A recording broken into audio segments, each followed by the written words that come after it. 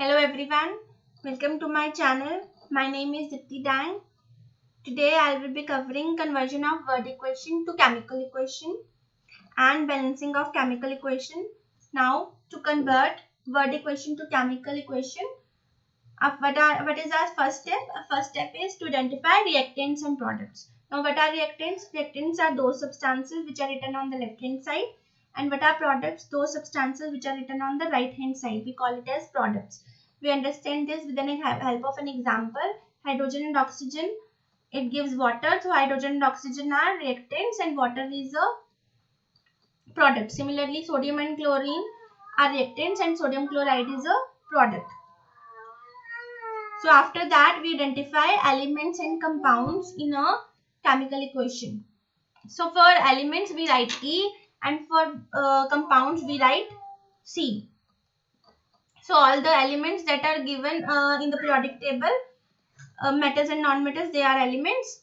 Okay, and there are 7 diatomic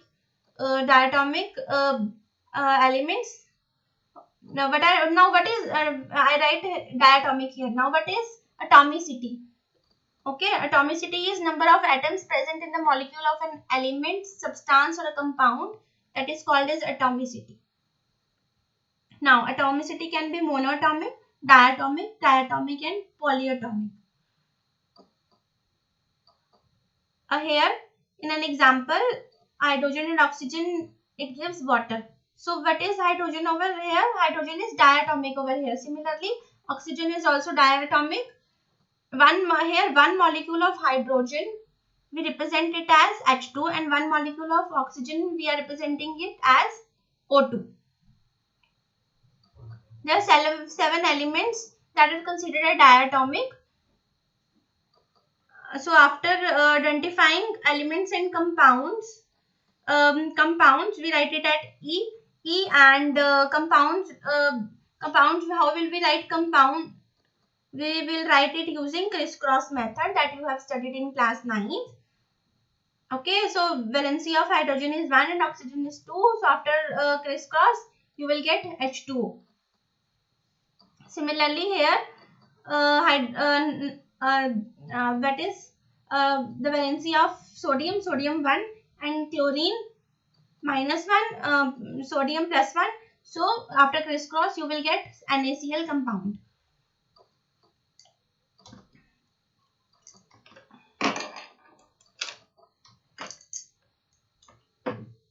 Here are 7 diatomic elements.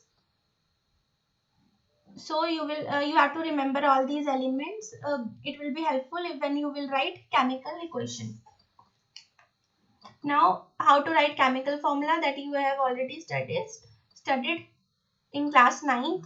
So valency of sodium is +1 and carbonate is -2. So after crisscross, you will get Na2CO3. Similarly, aluminium +3, sulfate -2. After crisscross, you will get Al2SO4 whole thrice, calcium hydroxide CaOH whole twice, ammonium sulfate NH4 whole twice SO4, and magnesium hydroxide MgOH whole twice. Here are the list of some cations and anions. आप ये video pause करके भी बच्चे एक बार देख सकते हो. यहाँ पे कुछ पॉलीटॉमिक आयंस है.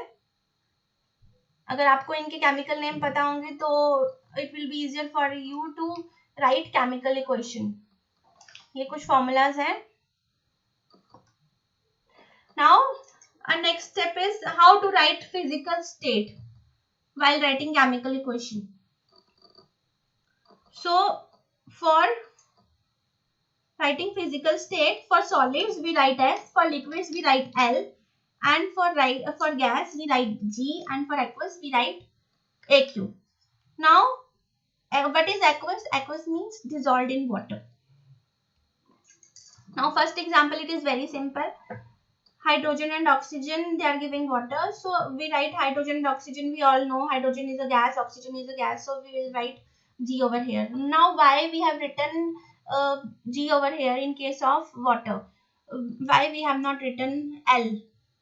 Okay, so we are getting, because when we are burning hydrogen and oxygen, we are getting water that is in a steam form. So for when water is in steam form, we will write G over here.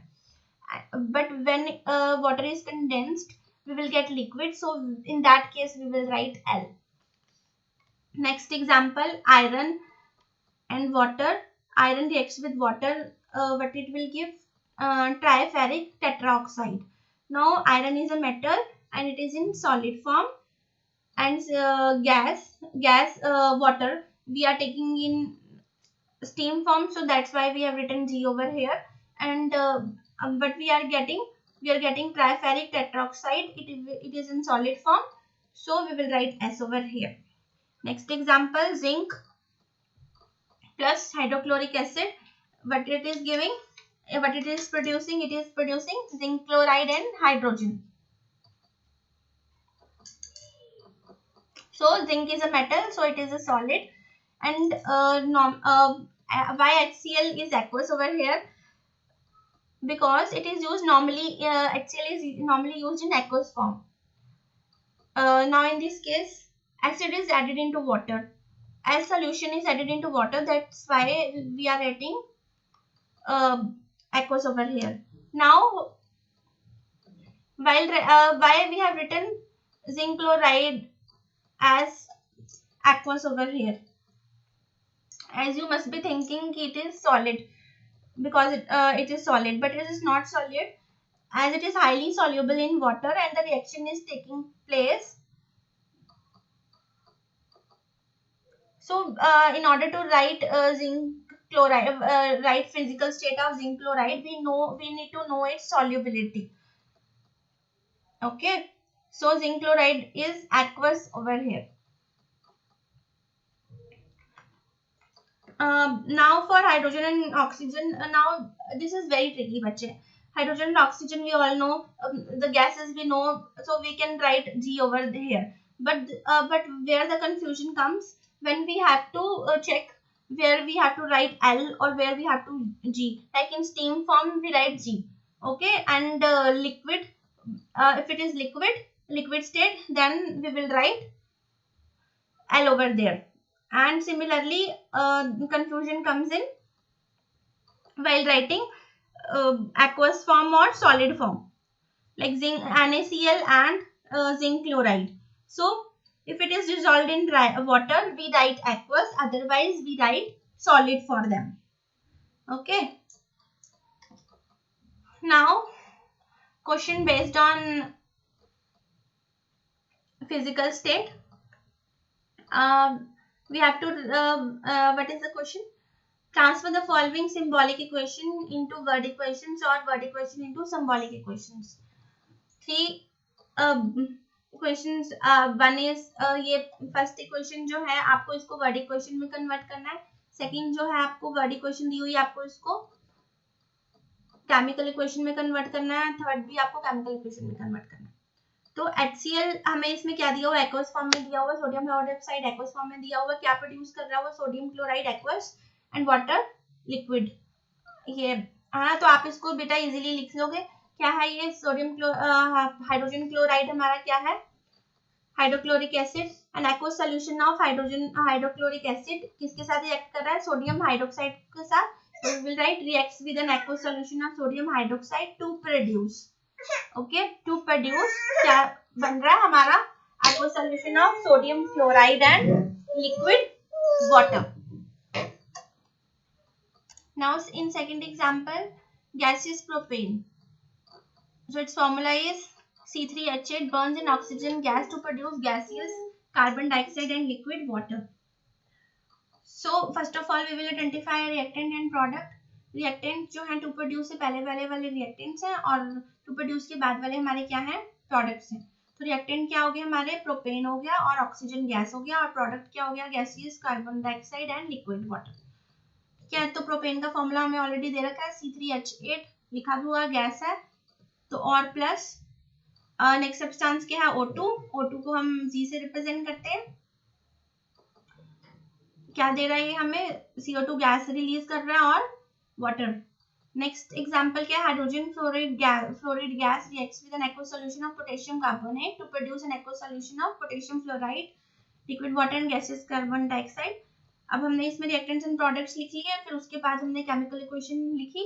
Hydrogen fluoride का क्या formula हुआ, hydrogen का क्या charge हुआ +1, fluoride का क्या हुआ -1, criss cross करके क्या हुआ HF हमारी क्या है गैस है, plus aqueous solution of potassium carbonate, potassium का क्या चार्ज होता है, वैलेंसी क्या होती है +1 एंड कार्बोनेट की -2, क्रिस क्रॉस करके K2CO3, क्या है ये एक्वस फॉर्म में है तो AQ लिखा हमने, एंड क्या बना रहा है ये, क्या है प्रोडक्ट में क्या आ रहा है फिर पोटेशियम फ्लोराइड का हमें केमिकल फॉर्मूला हमें पता है KF होता है, तो KF को हमने एक्वस से रिप्रेजेंट किया, एंड हमें वाटर क्या दे रखा है लिक्विड फॉर्म में, तो L लिखी इसकी physical state and carbon dioxide G। Okay, so इस तरह से हमने केमिकल इक्वेशन लिख ली। नेक्स्ट क्वेश्चन क्या है हमारा, सिंबॉलिक इक्वेशन को हमने वर्ड इक्वेशन में करना है, और जो वर्ड इक्वेशन है उसको केमिकल सिंबॉलिक इक्वेशन में करना है। सिमिलरली फर्स्ट क्वेश्चन की तरह ही है ये भी। तो H2 हमने लिखा गैस, नाइट्रोजन भी गैस होती है तो N2 से रिप्रेजेंट किया हमने इसको, और क्या बना रही है अमोनिया, अमोनिया का फॉर्मूला क्या हुआ NH3 हुआ। ओके, तो उसके बाद हमने, अब ये क्वेश्चन बैलेंस नहीं है, बैलेंसिंग मैं अपनी नेक्स्ट स्लाइड्स में कवर करूंगी, इसमें सिंपली मैं आपको वर्ड इक्वेशन से केमिकल इक्वेशन कन्वर्ट करना बता रही हूँ। तो हमने ये H2 + N2 gives NH3। Okay, HCl aqueous क्या करा, लिथियम हाइड्रोक्साइड बना रहा है, लिथियम हाइड्रोक्साइड के साथ HCl जो है लिथियम हाइड्रोक्साइड के साथ रिएक्ट करके क्या बना रहा है NaCl प्लस वाटर। तो हमने इसे कैसे लिखा, an aqueous solution of hydrochloric acid reacts with an aqueous solution of lithium hydroxide to produce an aqueous solution of sodium chloride and water। Okay, और नेक्स्ट एग्जांपल क्या है, कॉपर मेटल है तो सॉलिड में लिखेंगे, मेटल जो भी होगा वो सॉलिड में आएगा, और किसके साथ इसको हीट किया हमने ऑक्सीजन गैस के साथ, तो O2 पता है ऑक्सीजन O2 से रिप्रेजेंट करते हैं हम, और उसके बाद ये क्या बना रही है कॉपर ऑक्साइड बना रही है, तो क्रिस क्रॉस करके हमारे पास क्या आ गया, कॉपर का +2 ऑक्सीजन का -2 क्रिस क्रॉस किया CuO। अब हमने बेटा इक्वेशन लिख ली, अब उस नेक्स्ट स्टेप क्या होता है हमारा बैलेंस करना। तो why we need to balance the equation, because a balancing follows law of conservation of mass। Now what is law of conservation of mass? It means mass can neither be created nor destroyed। So in our when chemical reaction, जब हमारा chemical reaction हो रहा है तो उसमें कुछ भी add नहीं हो रहा, कुछ भी डिसअपियर नहीं हो रहा, ठीक है। In order to satisfy law of conservation of mass, number of atoms of each element should be same, okay, on left hand side and on right hand side both should be same। So after writing chemical reaction, first step is write chemical reaction in the form of word equation। next step put symbols and formulas। symbols and formula हमने देखा अभी पीछे कैसे लिखने हैं। and third step is to balance the equation। Balance कैसे करेंगे हमने स्मॉलेस्ट पॉसिबल नंबर निकाल लेना है। हम बेटा बैलेंसिंग जो है अपना, हम इसको टेबल बना के भी कर सकते हैं बैलेंसिंग, और हम इसको अपना मेंटली भी कर सकते हैं जब हमारी प्रैक्टिस हो जाए तो। क्या टेबल से आप करते हो तो आपके लिए थोड़ा इजी हो जाता है, आप रिएक्टेंट्स लिखते हो, प्रोडक्ट्स लिखते हो और एलिमेंट्स लिखते हो, तो उसे आप कंपेयर करते हो, फिर आप बैलेंस करते हो अपनी इक्वेशन, तो आपको थोड़ा इजी हो जाता है बैलेंस करना। कॉम्प्लेक्स इक्वेशंस जब आपको दी गई होती हैं, कॉम्प्लेक्स केमिकल इक्वेशंस, और उसको बोला गया होता है कि आप बैलेंस करो, तो आप टेबल वाला मेथड अगर फॉलो करते हो तो उससे आपकी बैलेंसिंग काफी इजी हो जाती है। नेक्स्ट फोर्थ स्टेप इज, हमें अब इक्वेशन को हमने बैलेंस कर दिया, उसके बाद बेटा क्या करना है, हमें उसकी फिजिकल स्टेट मेंशन करनी है। फिजिकल स्टेट में कैसे मेंशन करोगे, सॉलिड है तो अगर कोई एलिमेंट सॉलिड है तो उसको S लिखोगे, लिक्विड है तो L लिखोगे, गैस है तो G लिखोगे, एक्वस है तो AQ से रिप्रेजेंट करोगे। अगर कोई हीट चेंज उसमें हो रहा है, आप हीट दे रहे हो, या फिर आप कुछ प्रेशर हो तो ATM से रिप्रेजेंट करोगे, एटमॉस्फेरिक प्रेशर अप्लाई कर रहे हो। और अगर कुछ नेसेसरी इंजेक्शन में कुछ कंडीशंस आप अप्लाई कर रहे हो, आप कोई कैटलिस्ट यूज कर रहे हो, तो आप कैटलिस्ट एरो के ऊपर मेंशन करोगे। Next is balancing using hit and trial method, ठीक है। ये लॉ ऑफ कंजर्वेशन ऑफ मास, आपको पता है mass that matter can never be created not destroyed in a chemical reaction. Okay, तो नंबर ऑफ एलिमेंट्स जैसे मैंने पहले बताया कि हमारा दोनों साइड रिएक्टेंट्स और प्रोडक्ट साइड में सेम रहने चाहिए। अब आपको इसमें मैंने स्टेप वाइज बैलेंसिंग करके दिखाई है, ठीक है। तो आयरन हमने किसके साथ रिएक्ट करा, वाटर के साथ और ये क्या बना रहा है, ट्राइफेरिक टेट्राऑक्साइड और हाइड्रोजन गैस रिलीज कर रहा है। अब आप इसमें देख रहे हो क्या इक्वेशन बैलेंस है, नहीं, तो हमारी इक्वेशन बैलेंस नहीं है। क्यों, आपने देखा हमारी रिएक्टेंट साइड में हमारा number of elements of iron कितने 1 है और हाइड्रोजन के 2 हैं, ऑक्सीजन के 1 है। सिमिलरली आपके प्रोडक्ट साइड में क्या है, number of elements of iron is 3 और ऑक्सीजन के 4 हैं और हाइड्रोजन के 2 हैं।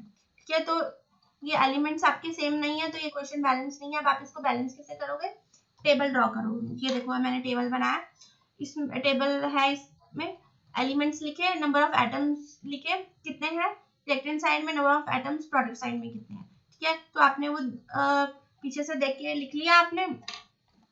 फिर उसके बाद आपने क्या किया, अब आपने इसमें देखा, कंपेयर करा। अभी आप इसमें देख रहे हो हाइड्रोजन की जो एलिमेंट्स है वो दोनों साइड रिएक्टेंट्स और साइड और प्रोडक्ट साइड में हाइड्रोजन के एलिमेंट नंबर ऑफ एटम्स जो है वो सेम है।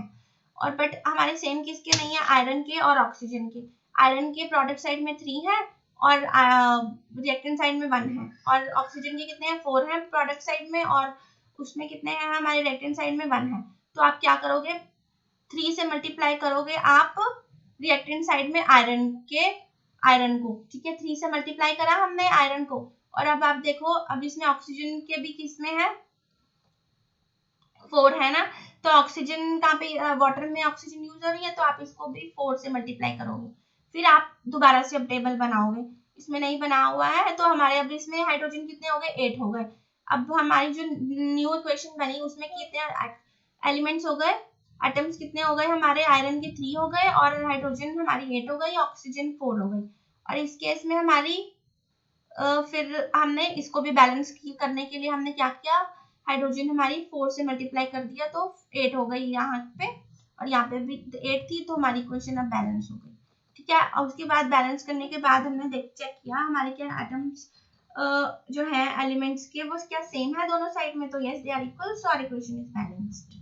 After balancing the chemical equation, we have to write the physical states of reactants and products. Iron हमारा मेटल है तो सॉलिड फॉर्म में है, वाटर हमारा हम जो है स्टीम फॉर्म में ले रहे हैं तो हम गैस लिख रहे हैं इसको, और ये जो है हमारा ट्राइफेरिक टेट्राऑक्साइड की सॉलिड है तो ऐसे रिप्रेजेंट कर रहे हैं। एंड हाइड्रोजन हमारी आपको सबको पता है गैस होती है तो हम इसको G से रिप्रेजेंट कर रहे हैं। ओके, नेक्स्ट एग्जांपल है हमारा सोडियम क्लोराइड किसके साथ रिएक्ट कर रहा है, H2SO4 सल्फ्यूरिक एसिड के साथ रिएक्ट करके क्या बना रहा है, सोडियम सल्फेट एंड वाटर। अब इस केस में हमारा पहला स्टेप क्या है, इक्वेशन को लिखना। इक्वेशन लिखने के बाद बेटा हमने क्या किया, एलिमेंट्स लिख लिए, एटम्स लिख लिए, टेबल ड्रॉ कर लिया। टेबल ड्रॉ करके हमने सोडियम के एटम्स लिख लिए दोनों साइड में, ऑक्सीजन के, हाइड्रोजन के एंड सल्फर के हमने सबके क्या लिख लिए, नंबर ऑफ एटम्स लिख लिए। अब फिर हमने कंपेयर करा, फिर हमने देखा कि हमारे कौन से एटम्स दोनों साइड सेम थे, सल्फर के एटम्स दोनों साइड सेम थे, तो सल्फर को तो हम अब बैलेंस नहीं करेंगे। अब किसके सेम, जिसके सेम नहीं होंगे हम उसको बैलेंस करेंगे। सोडियम के सेम नहीं है, ठीक है, ऑक्सीजन के सेम है, ऑक्सीजन को हम बैलेंस नहीं करेंगे फर्स्ट स्टेप में, स्टेप 2 में, और हाइड्रोजन के सेम नहीं है तो हम हाइड्रोजन को लेंगे और नया सोडियम को लेंगे। ठीक है, मल्टीप्लाई इनके आगे हम कोफिशिएंट्स यूज करेंगे, सोडियम और हाइड्रोजन के आगे। ठीक है, तो अब हम फर्स्ट स्टेप में आपने देखा सोडियम हाइड्रोक्साइड था, तो अब यहाँ पे कितने हैं इसके एटम्स, प्रोडक्ट साइड में 2 हैं, तो हमने क्या किया, यहाँ पे सोडियम हाइड्रोक्साइड किससे मल्टीप्लाई कर दिया, 2 से कर दिया। सिमिलरली अब हमारे हाइड्रोजन भी हमारा क्या था, यहाँ पे प्रोडक्ट्स में 2 था और रिएक्टेंट साइड में 3 था। ठीक है, अब हमने स्टेप 2 में हमने 2 से मल्टीप्लाई करने के बाद हमने क्या किया, दोबारा से टेबल बनाया। दोबारा से टेबल बनाया तो हमारे सोडियम के बैलेंस हो गए, सल्फर के बैलेंस हो गए और किसके अनइक्वल हो गए, ऑक्सीजन और हाइड्रोजन के। ऑक्सीजन के 6 हो गए और यहाँ 5 हो गए रिएक्टेंट प्रोडक्ट साइड में, हाइड्रोजन के 4 थे, 4 हो गए और इसमें कितने हो गए, 2 हो गए। तो हमने क्या किया,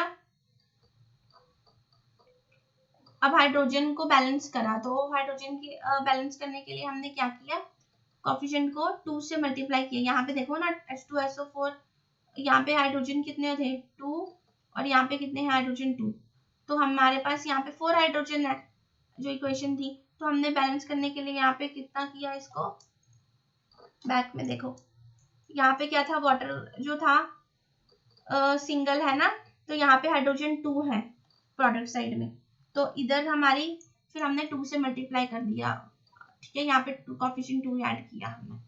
तो अब फिर उसके बाद हमने टेबल ड्रॉ किया। अब दोबारा से टेबल ड्रॉ करने पे हमने फिर दोबारा से एलिमेंट्स लिखे, रिएक्टेंट्स और प्रोडक्ट्स।